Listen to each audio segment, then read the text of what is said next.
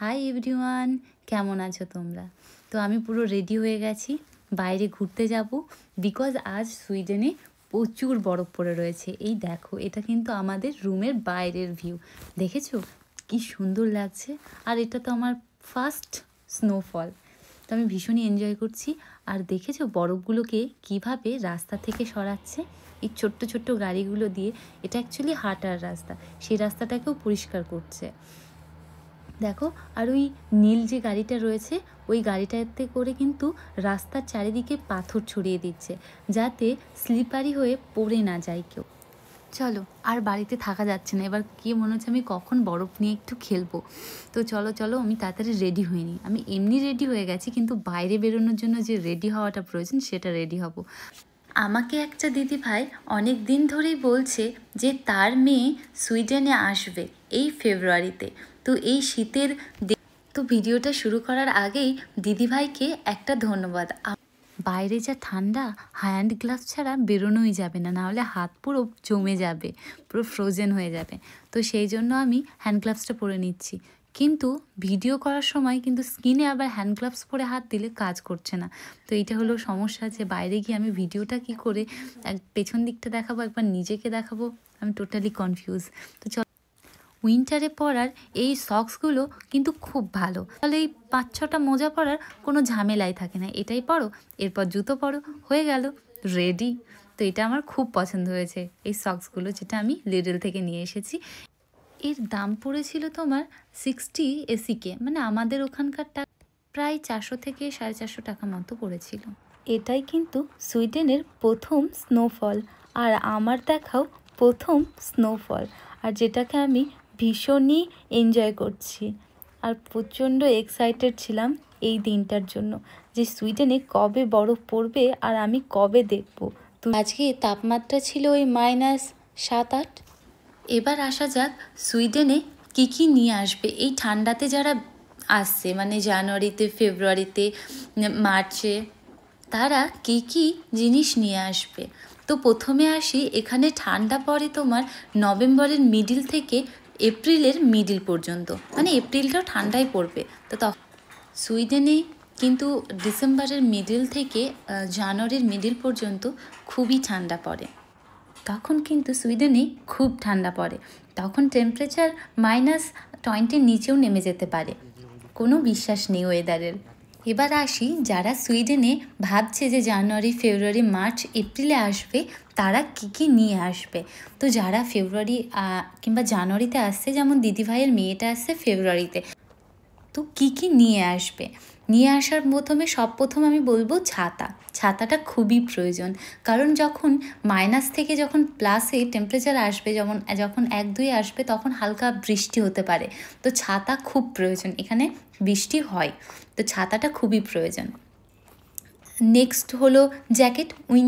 উইন্টারে পরার ভালো jacket, maximum -5 টেম্পারেচারে যে জ্যাকেটগুলো কাজ করে, সেরকম একটা জ্যাকেট, যেটা খুব প্রয়োজন। আর প্রয়োজন ওয়াটারপ্রুফ শ্যুজ। বরফে যাতায়াত করার জন্য কিন্তু ওয়াটারপ্রুফ শ্যুজ খুব প্রয়োজন। আর সবথেকে বড় জিনিস, যেটা বরফের ওপর যখন হাঁটবে, যখন বরফ, মানে প্রথমবার বরফটা খুব সফট হবে, যখন সেকেন্ড টাইম পড়বে তখন হার্ড হয়ে যাবে, আর গলে গলে গেলে তখন সেটা স্লিপারি হয়ে যাবে, তখন পড়ে যাওয়ার খুব বেশি রিস্ক থাকতে পারে। তাই ভালো শ্যুজ তোমাদেরকে নিতেই হবে, না হলে এই বরফে পড়ে যাওয়ার খুব ভয় থাকতে পারে। আমি তোমাদেরকে সাজেস্ট করব যে উইন্টারের ভালো জ্যাকেট তোমরা ডেকাথলন থেকে নেবে, কারণ ডেকাথলনতে ভালো কিন্তু উইন্টার জ্যাকেট পেয়ে যাবে। আমি বলবো সুইডেনে আসার জন্য তোমরা -5 ডিগ্রি টেম্পারেচারের একটা জ্যাকেট নিয়ে নিলেই হয়ে যাবে, আর ওখান থেকেই কিন্তু তুমি শ্যুজটাও নিতে পারো, কারণ আমরা সুইডেনে আসার আগে আমাদের সব জিনিস কিন্তু আমরা ডেকাথলন থেকেই নিয়েছি। আর যেহেতু শীতের দেশে আসছো, সেহেতু মাথায় দেওয়া ভালো টুপি, হাতে দুটো ভালো হ্যান্ড গ্লাভস মোটামুটি ভালো কোয়ালিটির হলেই হয়ে যাবে। 3 থেকে 4 জোড়া মতো ভালো মোজা নিতে হবে। এগুলো তো নিয়ে আসছো, এগুলো তো আমাকে বলতে হবে না। আর গলায় জড়ানোর জন্য মাফলার, কিংবা মেয়ে হলে স্টল নিয়ে আসতেই হবে, যাতে গলার কাছটা গরম থাকে। আর সুইডেনে ফার্স্ট স্নোফলে মানুষজন কিন্তু প্রচণ্ডই খুশি।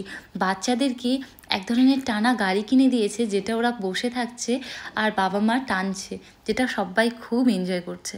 আর দেখেছো পুরো সাদা চাদরে কি সুন্দর লাগছে না জায়গাটা? মনে আছে এই জায়গাটায় পুরো গাছের পাতাগুলো ছড়িয়ে মনে হচ্ছিল যেন নিচে ফুল পড়ে রয়েছে, আর আজ দেখো সাদা বরফে পুরো ঢেকে রয়েছে। দুভাবে জায়গাটাকে পুরো নতুন লাগছে। আমি তো প্রথমে বিশ্বাসই করতে পারছিলাম না এই জায়গাটায় আমি এসেছিলাম কিছু আগে। তোমাদেরকে বললাম তোমরা কেমন গরম কাপড় চোপড় নিয়ে আসবে। এবার আসা যাক আর একটা দিকে। তোমরা আর একটা দেশ থেকে আর একটা দেশে আসবে, মানে যারা আমাদের ওদিক থেকে আসে যদি, তো সেখানে তো নর্মাল ঠান্ডা পড়ে, আর সুইডেনে তো ভীষণই ঠান্ডা পড়ে। তো নিশ্চয়ই তুমি যেদিন আসবে সুইডেনে সেদিন গিয়েই তুমি বাজারে যেতে পারবে না কিছু খাওয়ার জন্য, তো সেই জন্য তোমাদের বাড়িতেই বানাতে হবে। তো যখনই তোমরা আর একটা দেশ থেকে আর একটা দেশে যাবে, তো আমার জ্ঞানে কিছুটা খাবার, মানে দুদিনের মতো খাবার নিজের সাথে ক্যারি করা যেতেই পারে। অল্প কিছু পরিমাণ চাল, কিছু পরিমাণ ডাল, কয়েকটা আলু, পেঁয়াজ, কিছু মশলা, যেগুলো বেসিক লাগে যাতে তোমার দুদিনের মতো খাওয়া দাওয়াটা হয়ে যায়। আর সাথে নিজের প্রয়োজনীয় সমস্ত মেডিসিন নিয়ে এসো, যেটা খুবই প্রয়োজন। তুমি সুইডেনে আসার পর তোমার যতদিন না পার্সোনাল নাম্বার হচ্ছে ততদিন তুমি কিন্তু ডক্টরের অ্যাপয়েন্টমেন্ট পেতে খুব সমস্যা হবে, প্লাস খুবই এক্সপেন্সিভ হবে। তো সেই জন্য কিছু মেডিসিন যেগুলো তোমার প্রয়োজনীয় সেগুলো নিয়ে এসো। তার ভিতরে তো কি বলবো, ঠান্ডা মেডিসিন, মাথা যন্ত্রণার মেডিসিন, পায়ে ব্যথার মেডিসিন, কাউরি যদি ডায়াবেটিস থাকে তাহলে ডায়াবেটিসের medicine, plus high pressure, low pressure, সব রকমের মেডিসিন নিজের কাছে নিয়ে এসে রাখা খুবই প্রয়োজন। কারণ যতদিন না পার্সোনাল নাম্বার হচ্ছে ততদিন তো তুমি ডক্টরের অ্যাপয়েন্টমেন্ট পেতে খুবই সমস্যা হবে। আর সুইডেনে তো সব কিছুই লাইন সিস্টেম, মানে কিউ, তুমি যেখানেই যাবে সেখানেই লাইন। আর গাছগুলোতে পাতা নেই তো কী হয়েছে, গাছে পুরো সাদা পাতা আছে। দারুণ লাগছে না? গাছগুলোতে এত সুন্দরভাবে দেখো বরফগুলো লেগে রয়েছে, দারুণই লাগছে। সুইডেনের এই প্লেসটা দেখে আমার মনে হয় আমি যেন সুইজারল্যান্ডে আছি, আমার খুব ভালো লাগে। সবাই বলেছে গাছের পাতার রং নাকি সবুজ হয়, এখানে দেখো গাছের ডালগুলো পুরো সাদা হয়ে গেছে। তো খুবই ঠান্ডা। আমি বললাম যাই একটু দেখে আসি আর তোমাদেরকেও দেখিয়ে নিয়ে আসি বরফটা কেমন। আমি তো প্রচণ্ড এনজয় করছিলাম, বরফ নিয়ে খেলা করছিলাম, খুবই ভালো লাগছিল। আর একটা নতুন, মানে হয় না, আমি ফার্স্ট টাইম স্নোফল এনজয় করছি, আমার তো দারুণই লাগছিল।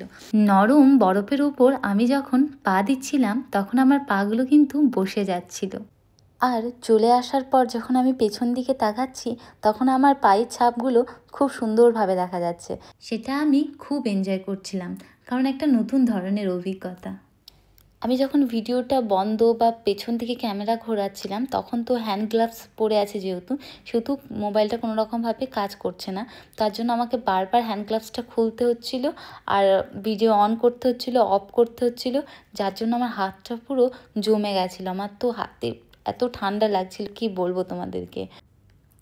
তোমরা চাইলে দেশ থেকেও উইন্টারের ড্রেস কিনে নিয়ে আসতে পারো, আবার এখানে এসেও কিনতে পারো। তো আমরা যখন এসেছিলাম এপ্রিলে তখন আমরা কিন্তু মানে নর্মাল টেম্পারেচার থাকবে, খুব ঠান্ডা থাকবে না, সেই জন্য আমরা কিন্তু উইন্টারের জ্যাকেটটা নিয়ে আসিনি।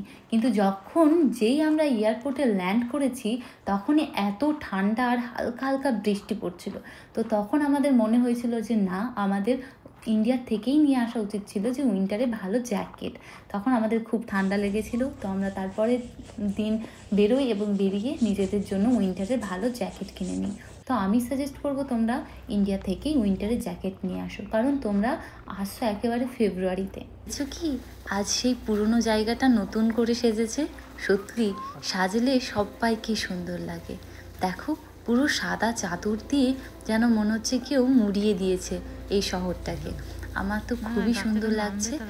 আর এখানে তো বাচ্চারা খুব এনজয় করছে সুইডেনের প্রথম স্নো, দেখতে পাচ্ছ বাচ্চারা কত সুন্দরভাবে খেলা করছে। আমারও মনে হচ্ছিল ওদের সঙ্গে গিয়ে আমিও একটু খেলা করি। আজ এই পর্যন্তই, tata bye, see you in the next video.